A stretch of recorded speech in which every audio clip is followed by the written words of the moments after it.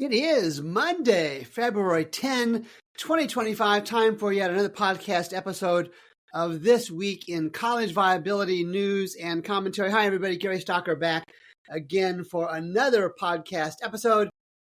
You know, the second Trump administration, and I'm not going to do politics here, the second Trump administration has given higher education a lot more than finances to worry about in its first few weeks of existence. But have no fear.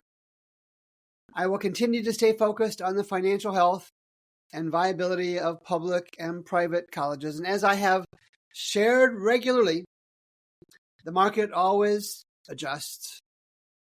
This market adjustment is being driven by government decisions, and it will continue to do so as the financial challenges right beside it, continue to mount for too many private, and as we'll talk about in this week's podcast, some public colleges as well. Headlines this week: Tennessee State University, I got to put them on the frequent flyer list, is still in danger of running out of money to keep the lights on. I have more details on that. Utah, seeing that its colleges aren't getting the job done, is pushing its colleges to cut low-enrolling programs. And there's more to the story than just that. And a spin story about a Missouri private college spinning data, which they all do. And as always, I will provide the needed balance. And then sarcasm alert for the headline and for the story itself. Flag football for women is the latest profound strategy to save a college. And of course, much more as we go through this podcast episode. Layoffs and cutbacks. Cleveland State University cuts 3 sports as it works to reduce its budget deficit. This comes from IdeaStream Public Media. Connor Morris publishes on January 24th. Details are common. They're cutting back to be able to deal with the structural deficit. I'm going to talk about structural deficits here in a minute. Lakeland Community College, another regular on the podcast, not yet quite at frequent flyer status. Lakeland Community College seeks to lay off 30 faculty to address their deficit. Again, Idea Public Media. Connor Morris has this story also on February 7th. Standard stuff we've seen before. Lakeland President Sunil Ahuja said the college needs to balance its budget. Okay, let's write that down as profound. Enrollment has dropped 44% since 2015. The number of professors, though, has stayed basically the same. The president said there are now 117 full-time faculty. The president, Sunil Ahuja, goes on to say, "This is not something that anyone enjoys doing. I am carefully, thoughtfully looking at this campus-wide." You should put that in the college dribble for today. And I think this will be the last round for us. I hope so, because in 2023, they cut 25 folks and 17 administrator positions in summer 2024. But it's probable that 2025 is the magic number and no additional cutbacks will be required. The Ohio auditor, state auditor, Keith Faber, in an April 2023 audit, said the college was in serious financial trouble and needed to correct its course quickly. 2 years later is better than nothing. Page 2. More than meets the eye to this story. Utah is pushing its colleges, public colleges, to cut low-enrolling programs. All right, well, we can track that with the 2025 College Majors Completion app that's out and ready for purchase.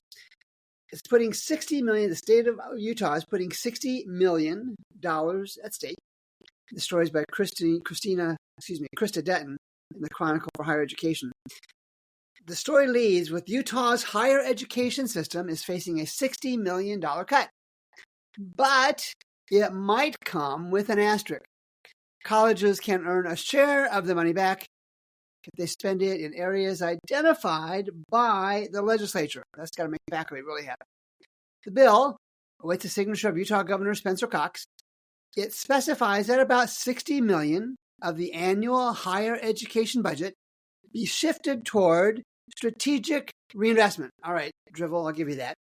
An accompanying bill that has not yet passed lays out how colleges can appeal, ask for, get back their share of money by allocating it to high-demand, high-wage majors. Now, it looks to me like Utah colleges have failed to adjust to market demand, and they're not the only ones. So Utah colleges have failed to adjust and offered what the state thinks should be more high-demand, high-wage majors. So the state is going to provide some financial incentives to do so. Now, I'm guessing the good folks in Utah public colleges will say, hey, we're already doing this stuff. And they'll have a lot of other, probably in the category of college drivel, to share with that. But it's interesting that the state says, hey, here is a little incentive that I'm going to dangle in front of you to do what you should have done on your own, they're saying to colleges in Utah. The University of New Hampshire faces a $15 to $20 million set of budget cuts, and a tuition hike is coming. This is from Ian Lenahan in the Portsmouth Herald on February 6th. The University of New Hampshire projects about a $20 million in budget cuts for the next fiscal year. I presume that's 25-26. And tuition increases are also planned. UNH, University of New Hampshire officials, cite a structural deficit. I'm going to talk about that in a second. Decreased state funding and rising health insurance costs as reason for the cuts. All right, we've seen that before. Dean, who's the school's president, not a true dean, Dean, the school's former president, announced last year, January of 2024, that roughly 75 employees were being laid off amid an undergraduate enrollment drop from years past. Again, how many years passed and when did somebody finally notice this was happening? Well, let's talk about structural deficit.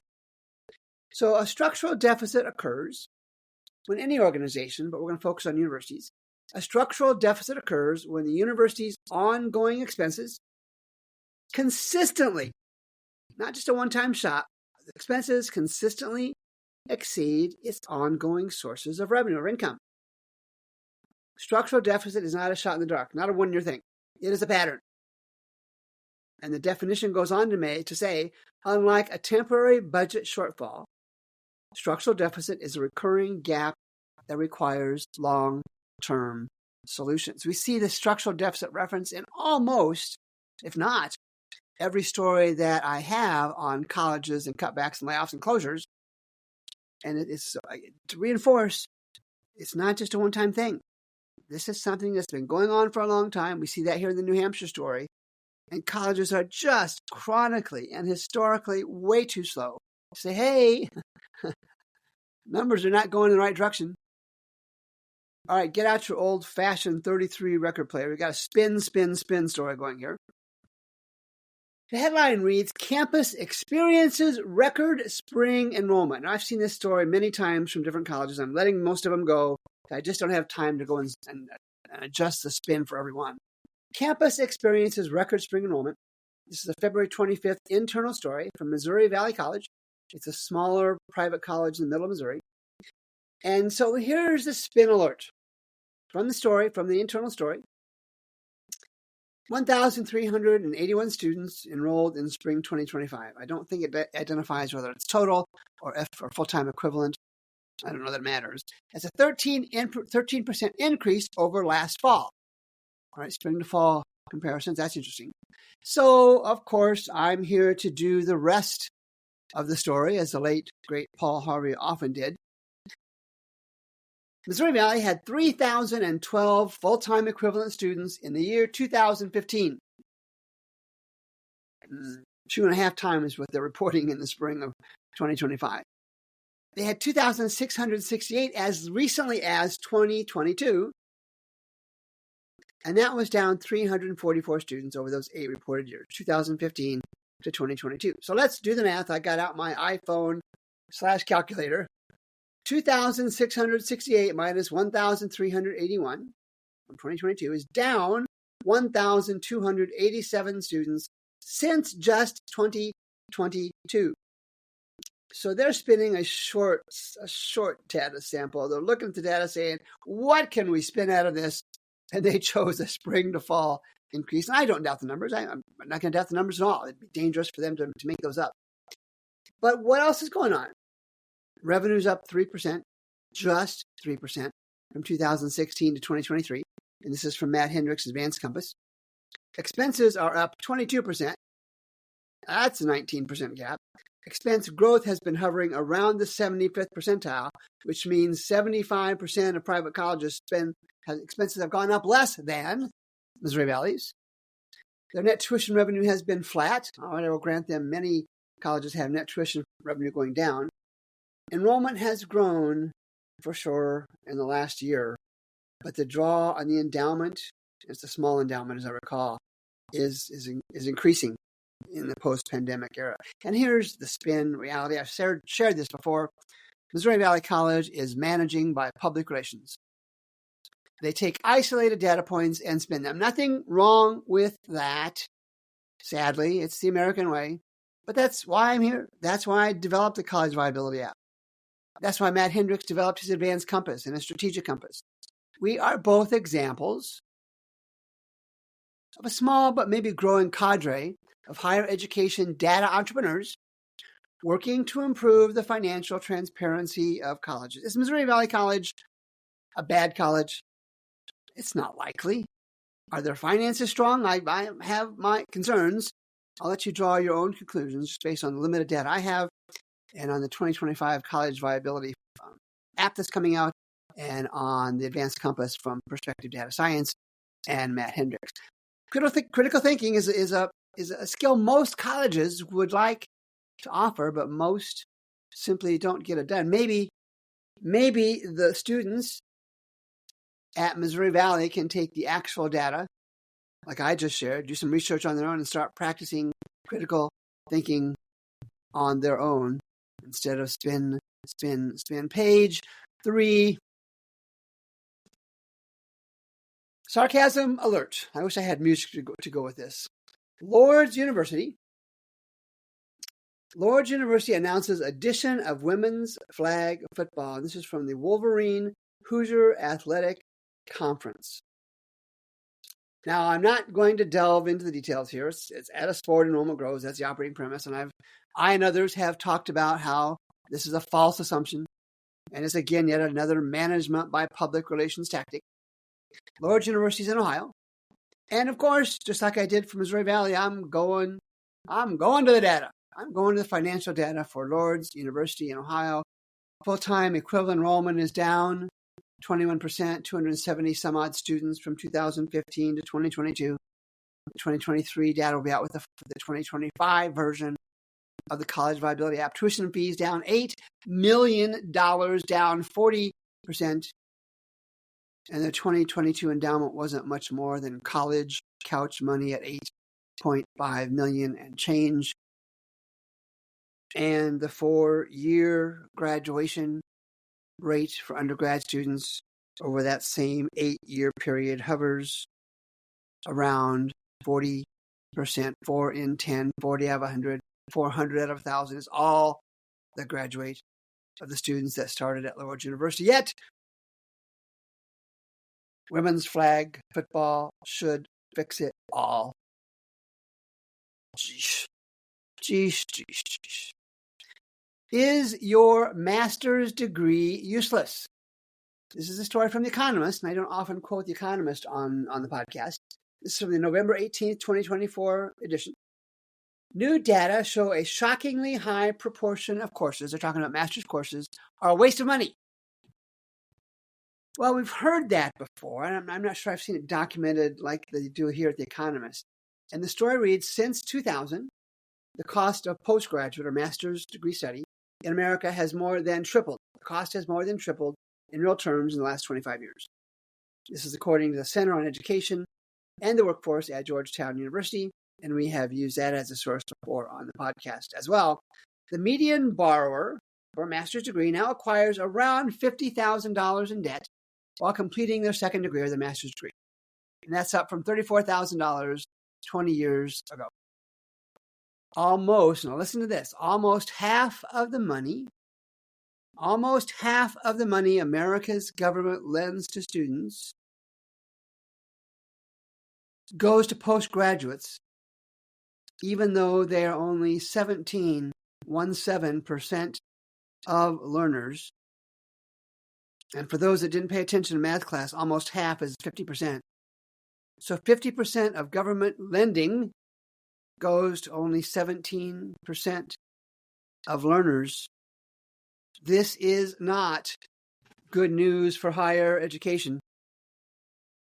Graduate programs have been relative cash cows for colleges.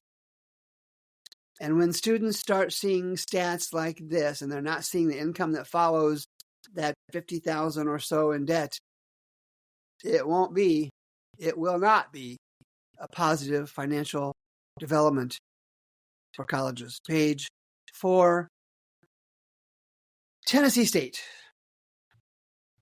Tennessee State University could run out of cash this spring without help, reads the headline from Higher Education Dial on a story from February 7th that Ben Unglesby had. Now, there's nothing new here.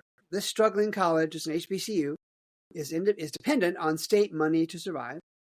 But there's also the case I talked about in previous podcasts where the college is making the case, and it's not completely wrong at all, that either the feds and or the state owe them a considerable amount of money. So there's nothing new here. But the story goes on to say that TSU, Tennessee State's financial troubles are steep, we know that, and immediate. Well, I don't doubt that at all. They even have an FAQ page on the university's website that acknowledges that the financial condition has reached crisis levels stemming from missed enrollment targets and operating deficits, almost certainly structural operating deficits.